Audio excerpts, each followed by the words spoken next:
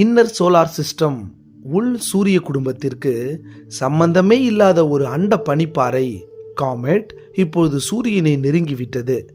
கிட்டத்தட்ட 1,80,000 ஆண்டுகளாக சூரிய குடும்பத்துடன் எந்த தொடர்பும் இல்லாமல் இப்பொழுது மீண்டும் பூமியை நோக்கியும் சூரியனை நெருங்கிவிட காரணம் என்ன? எதற்காக வருகின்றது? என்ன காரணம்? இப்பொழுது வந்து சென்றால் அதன் பின்பு மீண்டும் எப்பொழுது திரும்ப வரும்? வாங்க பார்க்கலாம். வால் நட்சத்திரங்கள் 2 மண்டலங்களில் இருந்துதான், அதாவது 2 ரீஜியன்களில் இருந்துதான் அதிகமாக வரும். ஒன்று கைப்பர் பெல்ட், மற்றொன்று ஊர்ட் கிளவுட். கைப்பர் பெல்ட் பகுதியில் இருந்து வருபவை ஷார்ட் பீரியட் காமெட் என்று சொல்வார்கள். ஊர்ட் கிளவுட் பகுதியில் இருந்து வருபவையை லாங் பீரியட் காமெட் என்றும் சொல்வார்கள்.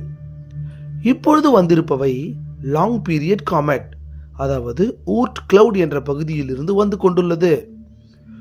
1,80,000 ஆண்டுகளுக்கு முன்பே இதே வால் நட்சத்திரம் நம் சூரியனை நெருங்கி தப்பி பிழைத்து மீண்டும் அது வந்த பகுதி ஊர்ட் கிளவுடை நோக்கி சென்றுள்ளது. அதன் பின் மீண்டும் இப்பொழுதுதான் சரியாக 1,80,000 ஆண்டுகள் கழித்து மீண்டும் வந்து 2025 வெறும் கண்ணுக்கே இரவு வானத்தில் தெரிய போகின்றது. இதன் சுற்றுக்காலம் மற்றும் திசை வேகம், வெலாசிட்டி ஆகியவற்றை அடிப்படையாக கொண்டு இது மீண்டும் பூமிக்கு எப்பொழுது திரும்பும் என்று எதிர்பார்க்கப்படுகிறது என்றால் இன்னும் 6 லட்சம் ஆண்டுகளுக்கு மேல் ஆகும் என்று விஞ்ஞானிகள் கூறுகிறார்கள்.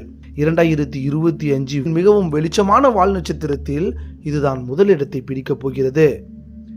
நாசா ஆஸ்ட்ரோனட் டான் பெரிட் சில நாட்களுக்கு முன்பு இன்டர்நேஷனல் ஸ்பேஸ் ஸ்டேஷனில் இருந்து ஒரு புகைப்படத்தை வெளியிட்டார்.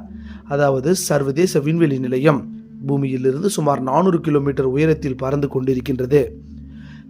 தெளிவாக பூமியின் வளிமண்டலத்திற்கு மேலே சர்வதேச விண்வெளி நிலையத்தில் இருந்து எடுக்கப்பட்ட படத்தில் நாம் அந்த வால் நட்சத்திரத்தை பார்க்கலாம். 2025 ஜனவரி 13ஆம் தேதி தான் இந்த வால் நட்சத்திரம் சூரியனுக்கு மிகவும் நெருக்கமாக வந்தது. சூரியனை நெருக்கமாக நெருங்கும் போது இந்த வால் நட்சத்திரத்திற்கும் நம் சூரியனுக்கும் இடைப்பட்ட இடைவெளி கேப் வெறும் 13.5 மில்லியன் கிலோமீட்டர் தூரம் தான் இடைவெளியே இருந்தது. ஆனால் எப்படியோ மிக குறைவான இந்த இடைவெளியிலேயே அந்த வால் நட்சத்திரம் சூரியனால் அழிக்கப்படாமல் தப்பித்து விட்டது. இந்த இடைவெளி புதன் கிரகத்திற்கும் சூரியனுக்கும் இடைப்பட்ட சராசரி தூரத்தில் 1/3 பங்கு என்ற இடைவெளி மட்டும்தான். எதிர்பாராத விதமாக கடுமையான வெப்பம் மற்றும் ஈர்ப்பு விசைகளில் இருந்து தப்பிப்பதால் வால் நட்சத்திரம் இப்போது மாலை சூரியன் மறைந்த பின் தெரியும். இது இப்போது கான்ஸ்டலேஷன் கேப்ரிகான் மகர ராசியில் இப்போது இருக்கின்றது மற்றும் பூமியிலிருந்து சுமார் 146 மில்லியன் கிலோமீட்டர் தூரத்திலும் உள்ளது. வால் நட்சத்திரம் ஜனவரி 14ஆம் தேதி இரவு வானம் தொடங்கும் போது மற்றும் ஜனவரி 20ஆம் தேதி வரை மட்டுமே அந்த இடத்தில் இருக்கும். அதன் பின்பு அடிவானத்திற்கு கீழ் மீண்டும் சென்றுவிடும். அங்கு தெற்கு அரைக்கோள, அதாவது காமெட்டின் மீதமுள்ள பகுதியை பார்க்க சிறந்த சூழ்நிலைகள் எங்கு கிடைக்கும் என்றால் தெற்கு அரைக்கோளம், சவுத்தர்ன் ஹெமிஸ்பியரில் இருக்கும் மக்கள் இதை பார்க்கலாம்.